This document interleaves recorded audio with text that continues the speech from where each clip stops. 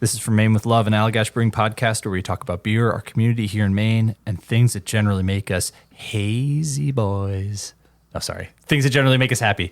We're here to talk about hazy beer, specifically a hazy IPA.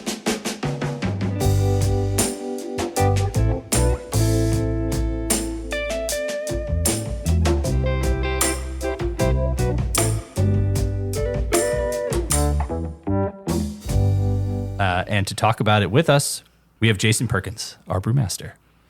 Good to see you. Hello. Good to see you too, Brad. Thank you. And Liz Wilson, our marketing manager, is joining us too. Hello. Good to see you too. We should talk about how Liz's headphones are like way cooler than the rest of ours. She's an influencer. Is that real gold? Yes. Yes. Those are pretty amazing. I bought these in my New York City days, and they have lasted quite some time. I'm not even cool enough to even wear them. Yeah, I'm just feeling good by being in the room with them. Oh gosh! Wow. What a great morning. Let's get these secret questions out of the way. I made them short, but they're still gonna be fun. Jason, you're up first, and the question is: waffles or pancakes? Oh, pancakes. Wow. I'm a waffles guy. It's. I had to hesitate, right? Because like we love our Belgian things. Sure. I'm just offended the country, but I do. I do a street waffle in Belgium.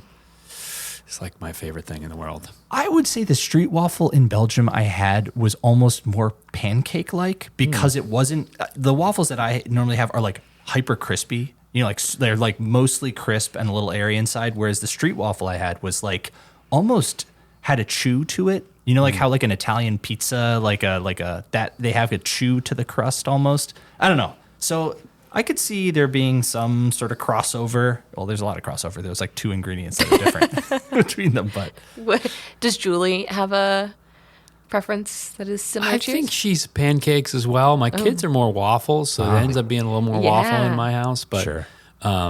I'm a huge pancake fan, especially like something like a buckwheat pancake or a whole wheat pancake, you know. So you're like and then what were the pancakes, the lunch pancakes on the Allagash River trip? You take the leftover pancakes from the morning and you spread peanut butter and jelly on them and they become sandwich bread. Yeah. It's pretty great. It's an incredible. Sand cakes. Sandwich cakes. That's right. The Northwoods crepe. Yeah, those are so good. I actually like when I make pancakes for my kids. If there's leftover batter, I'll make 2 extra giant pancakes and then make a PB&J and bring it to work. I've done that. What? Yeah.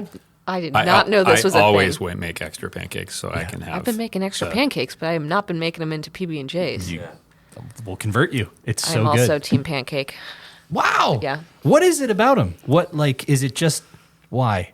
I think I like that. I think because your reason of them being crispy, like I don't enjoy that as much as just like a well-cooked fluffy pancake. I add my blueberries and my chocolate chips, and that's how I like to eat pancakes. Blueberries, chocolate chips. That's good. That is good. Both in one pancake. Both. Yeah, Yes. That's a good move. Yeah.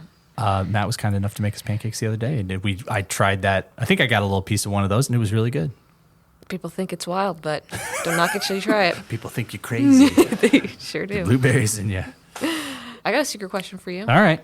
Brett, what is the winning strategy for a game of rock, paper, scissors, shoot? Oh, that's a good question. I feel like there is actual math where it's like if you choose the thing that your opponent did, like if they did paper, you choose the thing that like loses to paper, I think. Like you choose rock intentionally after they throw paper, and then that math works out that they're going to throw scissors or something. Interesting. There's definitely something there, but like how do you do that like quickly? I don't. I just throw random stuff. I don't know. It's a teaser. We're going to have a rock, paper, scissors contest at the brewery in the next couple weeks. Stay tuned. It's exciting. I'm really excited about that. Should I explain it? It's really quick to explain. No, we're not. I'm not going to explain it. Rock, paper, scissors competition. Get excited. All right, Jason. Hazy IPA. What? We just released one in the tasting room. At this point, it's in 4-pack 16-ounce cans. And we have the ingredients here. I feel like the most notable. Oh, actually, I didn't write down the grains. I feel like that's important. But are there any notable ingredients that you would think of for this? Like that are going to be kind of setting it apart? Or, I mean, I don't know. There are some hops in this beer, Brett. That's true. Yeah, I mean, from an ingredient perspective, I mean, I think it probably fits a fairly classic profile for this style of beer. So, Totally. there's some oats in there, there's some wheat in there, there's some Munich malt to get a little bit more of a maltiness to it. And then, of course, some portion of grain from our beautiful state of Maine in there as well. Cool. And, the hops are, we take an approach where we don't want any one specific hop character to come through. Yeah. I mean, a beer style like this, you do want, tropical, you want, quote unquote juicy. So citrus, tropical character is certainly a component there. But, it's not a singular one-dimensional aroma. It's kind of a range of things.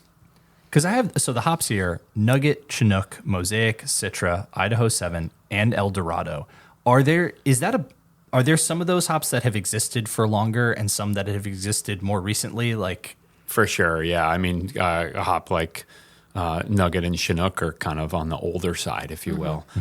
Still really beautiful hops. Some dual purpose in most cases. Like they're often used. Those two hop varieties are often used on the bittering side because they do have high alpha acid content, but they still have really nice aromas as well.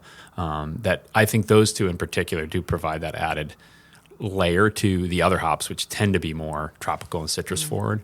So you get a little bit more of, some of the piney character that you get from those hops as well. So can you explain what you mean by high alpha? Like, what does that mean? Yeah, so high alpha refers to the alpha acid content in the hop. So that's just one of several analytical measures that you can take on a specific hop variety.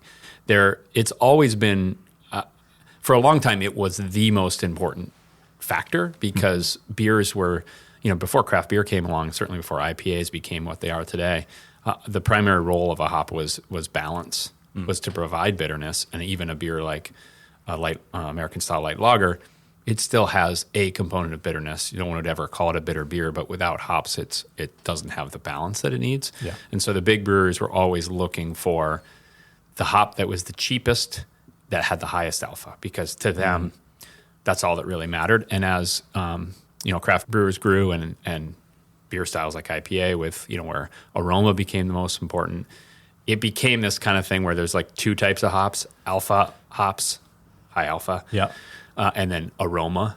And there's obviously lots of crossover between those two categories, but in theory, alpha acid hops, high alpha hops, are primarily used for bittering, and then aroma hops are bred and sourced for their specific aromatic qualities. But there's lots of hops that do both really well. Huh. What would be an example of a hop that does both well? Nugget's a great one. Okay. One of the classic ones. We use Nugget pretty commonly as a bittering hop, but it is a very easy hop. When grown correctly and selected correctly, has a really nice aroma character to it as well. Cool. Yeah, tell us a little bit about the yeast in this beer. I think we saw some feedback from folks online just wondering if it's the same yeast that we use in Allagash White, and if it's not, did we try that, and how did we go about deciding? So short answer, this is not the yeast we use for Allagash White. We didn't try it in this specific brew, but we've tried and have used our what we call our house yeast, the yeast we use in Allagash White, in a bunch of hoppier beers.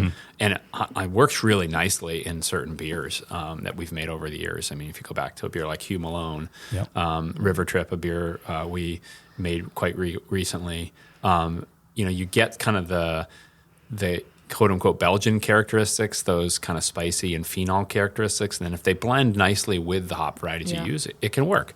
For a beer like this Hazy IPA and even a beer like Hop Reach, we kind of in a lot of ways want the yeast to play, second fiddle, if you will. Still incredibly important. You can't make beer without great yeast, of course, but it's the hop aromas that we want to really shine.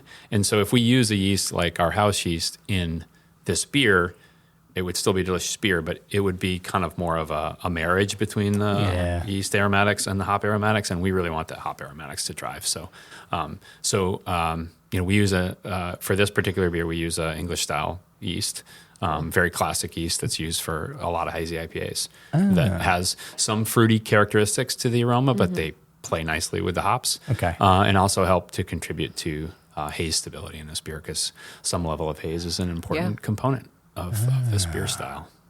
That's interesting. Yeah, because I feel that is absolutely part of this that has been so interesting, I think, for us to think about is, we've been brewing a hazy beer since the very beginning, which is Allagash White. And so now just the difference in reaction from, a hazy beer like Allagash White to us brewing a hazy IPA. And that's kind of part of this episode too, is just the fun of because we knew we were going to do this for a bit.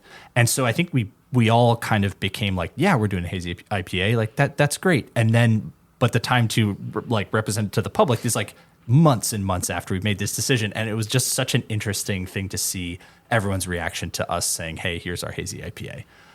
And we'll talk more about that. But you already mentioned the flavor profile, pillowy, tropical, hint of sweetness, like, all these things that you expect to find in a hazy IPA.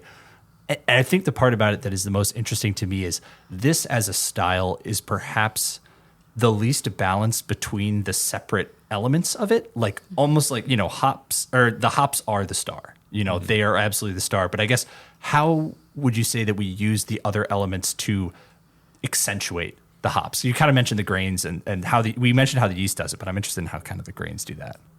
Yeah, I mean, and there's the grains, there's the yeast, and it's kind of sort of having some residual sugar left in it. But sure. a big, you mentioned the word pillowy, which I think is a good descriptor for our hazy IPA, but multiple other ones out there as well, where the bitterness is lower than say a West Coast IPA, both in measured quantity. If you were to measure it in IBU, it's going to be lower, but also even more importantly, in the perception. So because the beer has a little bit more residual sugar in it, and some hazy IPAs are actually quite sweet. I would not call ours sweet, no, but it has it contributes to the body and the mouthfeel.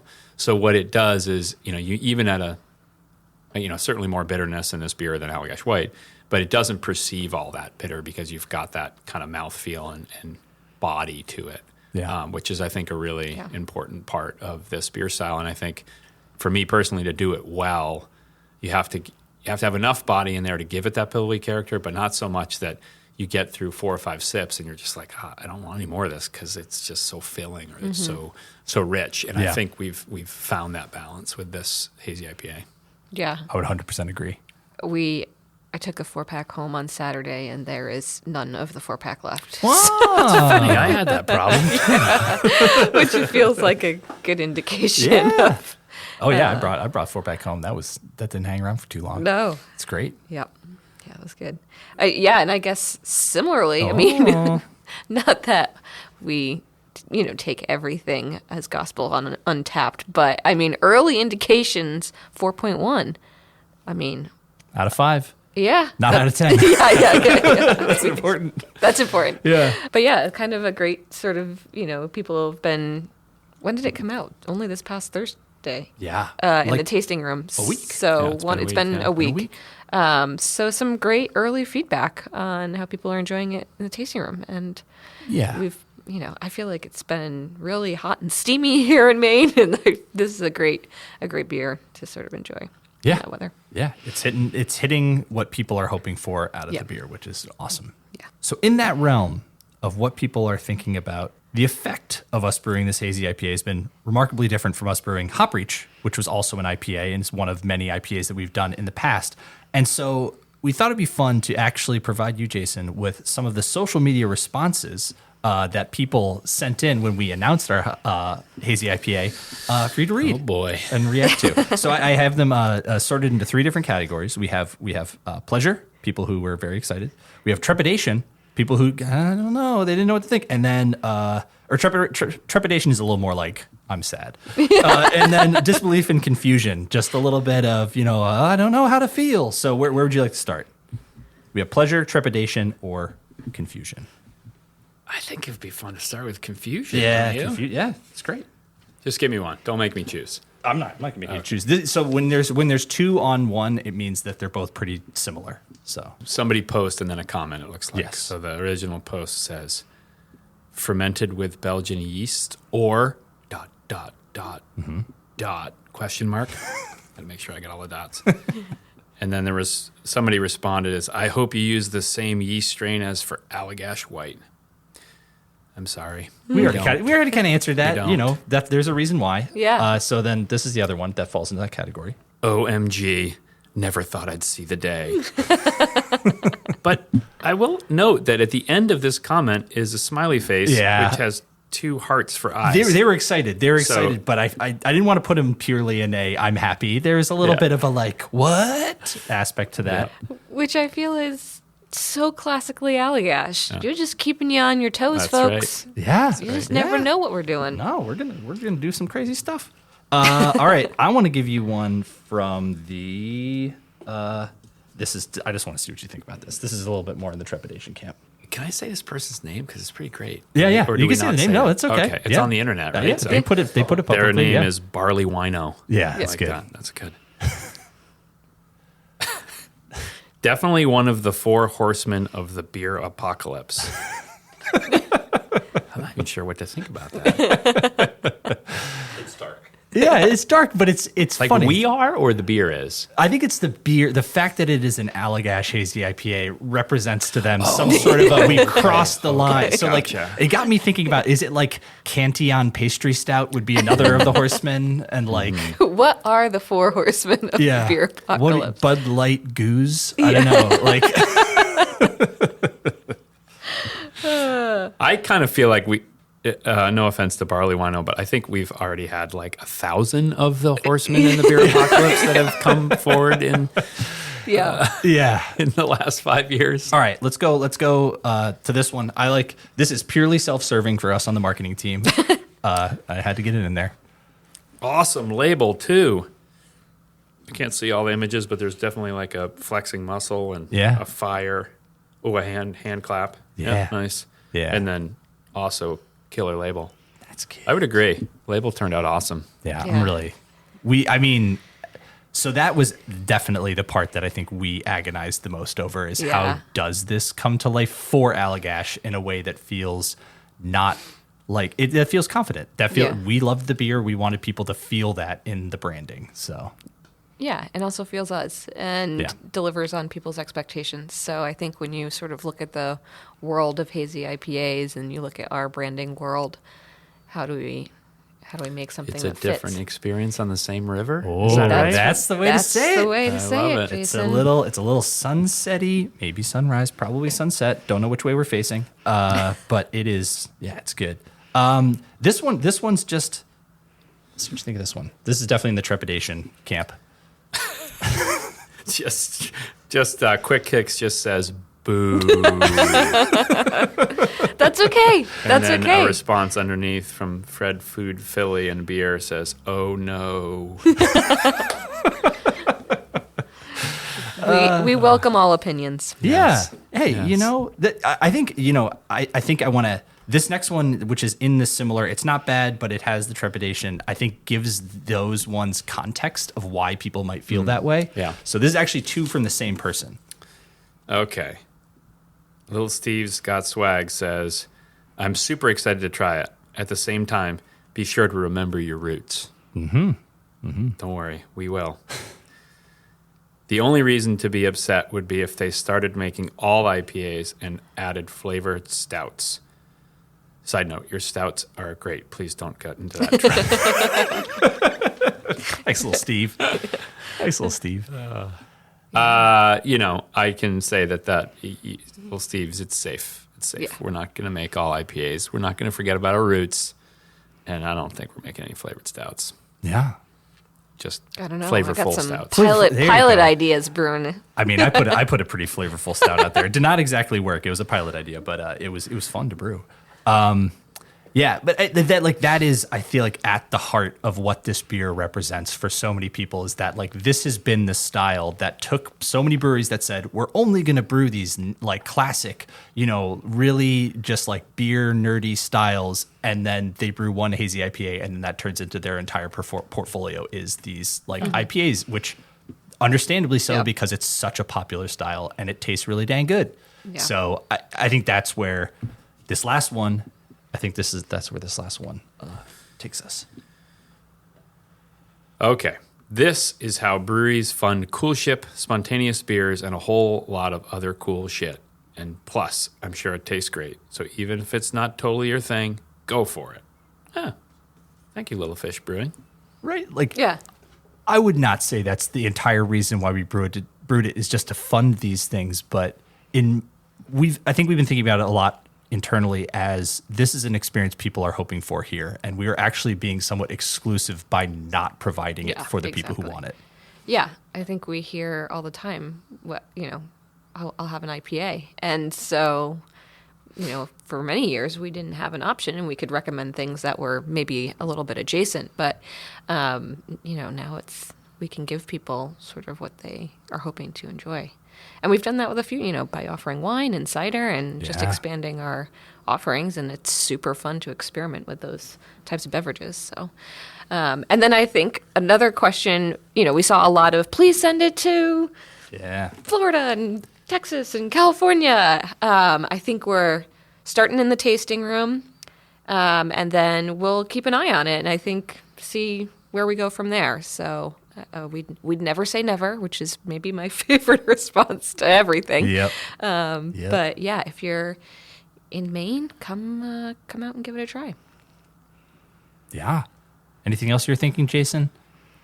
Oh, I got a lot of thoughts. How much time we have? No, I mean, I think it's so interesting, like so many interesting layers to all this. Just the haze thing alone, right? Like, especially because, as long as I've been here at Allagash and, some of those early years with Allagash White, where there were really no hazy beers in the marketplace.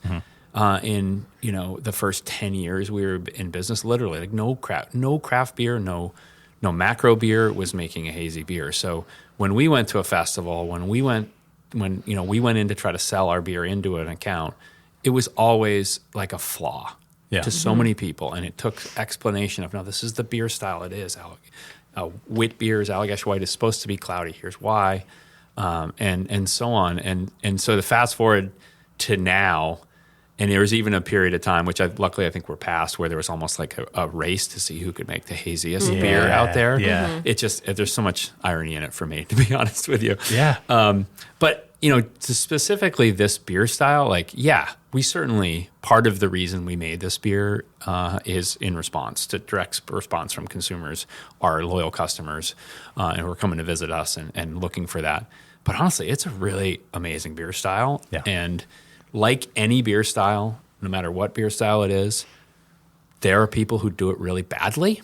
Just sharing my opinion. Yeah. And there are people who do it really beautifully. And when the beer style is done in a beautiful way, it's a style of beer that I personally will drink. Yeah. There's a lot of them out there that I won't drink, but I could say the same thing about any beer style that's ever been created, right? Totally. There's a lot more of them, of course, because this is the number one beer style in craft beer. But I think it's a really exciting beer style, and I think it as a way to showcase the beauty of hops and how far hops have come from the amazing farmers and breeders who have created new hop varieties, have cultivated the ones we have. I can't think of a better beer style to express that amazing work that has been done on the hop farming and breeding side. And so for me, it's a really exciting beer style for me. So yes, of course we want to make what the consumers want, but myself and the rest of the brewing team is pretty excited about it. And there's quite a buzz around here. That you said earlier that your 4-pack disappeared. Yeah. I've heard that from many people here. All of their 4-packs disappeared when they took them home last weekend. Weird. So we're definitely excited for the beer style, all this humor aside. Yeah. Yeah. That's awesome. That's awesome. I do feel as though recently there has been this sort of us being able to spread our wings even further, because I know we've spread our wings a lot.